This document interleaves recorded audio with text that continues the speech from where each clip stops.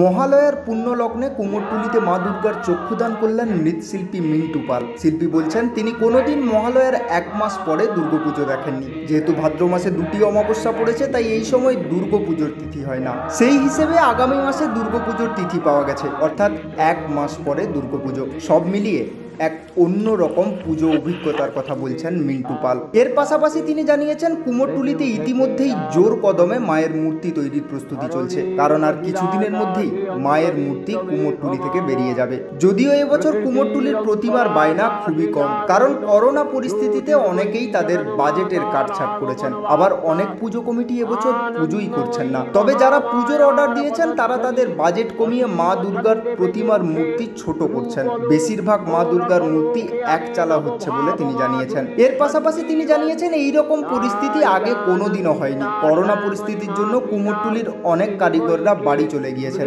গণেশ পুজো থেকে কুমোরটুলিতে আবার জোর কদমে প্রস্তুতির কাজ শুরু হয়েছে। মহালয়ার দিন থেকে কিন্তু অনেক মূর্তি সোজা কমিটির উদ্দেশ্যে বেরিয়ে যেত, কিন্তু যেহেতু এবছর এক মাস পরে দুর্গাপুজো পড়েছে, কুমোরটুলির মৃৎশিল্পী কিছুটা হলেও আরেকটু সময় বেশি পাচ্ছে। অন্যদিকে বৃষ্টির জন্য মাটির মূর্তি শোকাতে কিছুটা হলেও দেরি হচ্ছে, তাই হাতে আরও বেশ কিছুটা সময় পাওয়ার ফলে মৃৎশিল্পীদের অনেকটাই সুবিধা হচ্ছে বলে জানিয়েছেন মিন্টু পাল।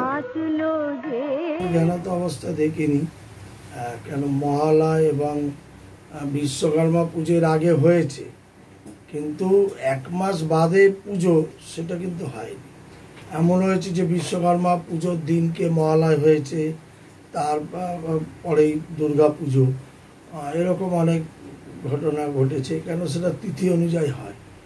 এই বছর যেটা হচ্ছে মানে মহালয়ার এক মাস বাদে পুজো, মানে মল মাস পড়াতে এই মাসে কিন্তু পুজো হচ্ছে না, যার জন্য আগামী মাসে পুজো হবে এক মাস পিছিয়ে গেছে এই মল মাস হওয়ার ফলে। এই যে এইখানে দাঁড়িয়ে যে মলমাস এবং এক মাস যে গ্যাপ, সেখানে মহালয়ার দিন আমরা জানি চক্ষুদান হয়, প্রতিমার চক্ষুদান হয় মা দুর্গার। সেই ক্ষেত্রে এই চক্ষুদানটা এবারে কিভাবে কি করা যায়? এই বছর চক্ষুদান তো সেইভাবে হবে না, কেন এক মাসের উপর এখন সময় আছে, এখন এক মাস 5-6 দিন আছে পুজো, তার মধ্যে চক্ষুদান এখন তো করা সম্ভব নয়, কেন এখন মাটির কাজ হচ্ছে। এমনি করোনার প্রভাবে আমাদের অনেক কাজের চাহিদা বেড়ে গেছে, লেবার কম এসছে, তারপরে ঠাকুরের প্রতিমাও ছোট ছোট সাইজ হচ্ছে। তো সেই ক্ষেত্রে পুজোর যেটা হচ্ছে এক মাস পিছিয়ে, তার ফলে কি হচ্ছে, কেন 4 মাস এমনি কাজ বন্ধ ছিল, পুজো হবে কি হবে না সে নিয়ে একটা চিন্তা ছিল। সেই জন্যে আমরা একটা চিন্তার মধ্যে ছিলাম, তবে আশা করছি পুজো হবে, চিন্তা অনেকটা দূর হয়েছে। কেন বিশ্বকর্মা পুজো বেশ প্রতিমায় আমাদের এখান থেকে অনেক প্রতিমা গেছে এবং পুজো হচ্ছে, গণেশ পুজো হয়েছে। এর আগে যেমন প্রথম বৈশাখ মাসে শুরুতে অন্নপূর্ণা পুজো বন্ধই হয়ে গেছিল, লক্ষ্মী গণেশ পুজো বন্ধই হয়ে গেছিল, সেটা কিন্তু আস্তে আস্তে করোনার প্রভাবটা একটু কমাতে এখন কিন্তু প্রত্যেকটা পুজো কমিটি ছোট করে হলেও প্রতিমা পুজো করছে।